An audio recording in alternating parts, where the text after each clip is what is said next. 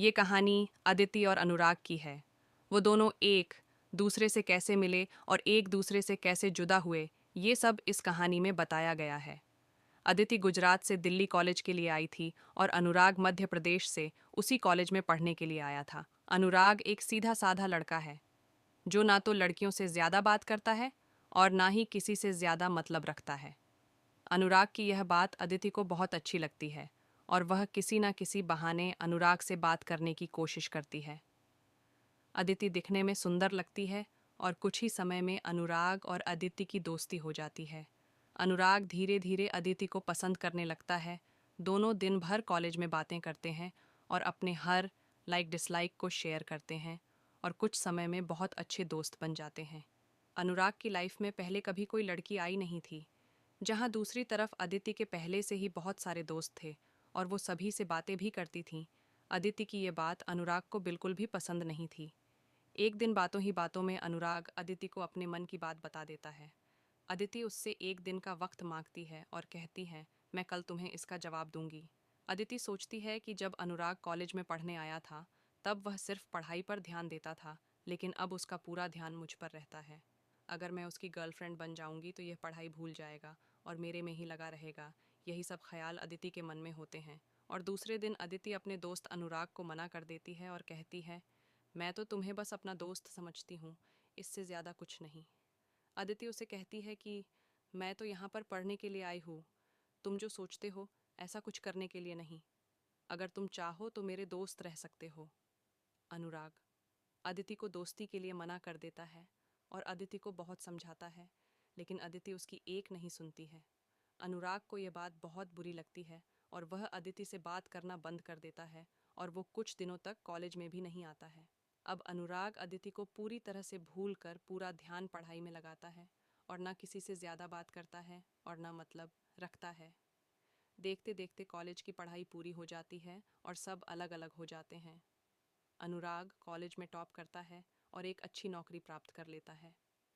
4-5 साल बीत जाते हैं। ना अनुराग को अदिति का पता रहता है और ना ही अदिति को अनुराग का कुछ पता रहता है।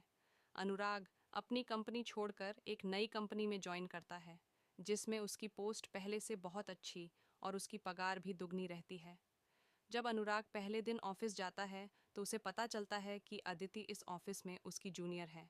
वह उस पर बिल्कुल भी ध्यान नहीं देता है और सिर्फ अपने काम में ही लगा रहता है।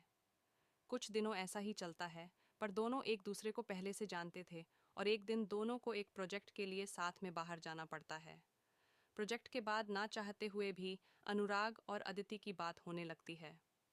अदिति अनुराग को समझाती है कि आखिर उसने उसको मना क्यों किया था। अनुराग को अदिति की बात समझ में आ जाती है और दोनों में गहरी दोस्ती फिर से हो जाती है। पूरे ऑफिस में दोनों की दोस्ती के चर्चे होने लगते हैं। अनुराग कुछ समय बाद अदिति को डिनर पर ले जाकर फिर से प्यार का इजहार करता है। अदिति इस बार अनुराग से मना नहीं करना चाहती थी, पर उसके पास और कोई चारा नहीं था, क्योंकि कुछ ही दिनों में उसकी शादी होने वाली थी। अदिति अनुराग को अपनी शादी की बात बताती है। इस बार अनुराग का दिल पूरी तरह से टूट जाता है और वह बिना कुछ कहे वहां से चला जाता है। अदिति रात में घर पर जाकर सोचती है कि अनुराग से अच्छा लड़का मुझे कभी नहीं मिलेगा, और वह फैसला करती है कि कल अनुराग को हाँ कर दूंगी और मम्मी पापा को अनुराग से शादी के लिए मना लूंगी। लेकिन ये क्या, जब अदिति दूसरे दिन ऑफिस जाती है तो उसको पता चलता है कि अनुराग ऑफिस छोड़कर चला गया और दोबारा कभी भी उस कंपनी में वापस नहीं आएगा। जाते जाते अनुराग अदिति को एक खत लिखकर जाता है। जिस दिन मैंने तुम्हें देखा था उसी दिन से मैं तुमसे प्यार करता हूँ। मैं तुम्हें जिंदगी में कभी नहीं भूल पाऊंगा। तुम जहाँ भी रहो, जिसके साथ भी रहो, खुश रहो। अब मैं इस जीवन में इस दर्द के साथ ही जिंदा रहूंगा। मैंने हमेशा तुमसे प्यार किया है और करता भी रहूंगा। तुम मेरी जिंदगी में आने वाली पहली और आखिरी लड़कियों हो। अब ना मेरी जिंदगी में कोई आएगा और ना मैं किसी को आने दूंगा। मैं बस अब तुम्हारी यादों में रहूंगा। आज के बाद पूरी जिंदगी में तुम्हें कभी अपनी शकल भी नहीं दिखाऊंगा। बस भगवान से यही दुआ करता हूँ, तुम जहाँ भी रहो खुश रहो, और शादी के लिए बहुत बहुत शुभकामनाएं। अदिति अनुराग को खोजने की बहुत कोशिश करती है, पर कई साल के बाद भी उसको अनुराग नहीं मिलता है और वह अपने माँ बाप की पसंद के लड़के के साथ शादी कर लेती है। इस तरह दोनों हमेशा हमेशा के लिए एक दूसरे से बिछड़ गए और दर्द के साथ अपनी जिंदगी व्यतीत करते हैं।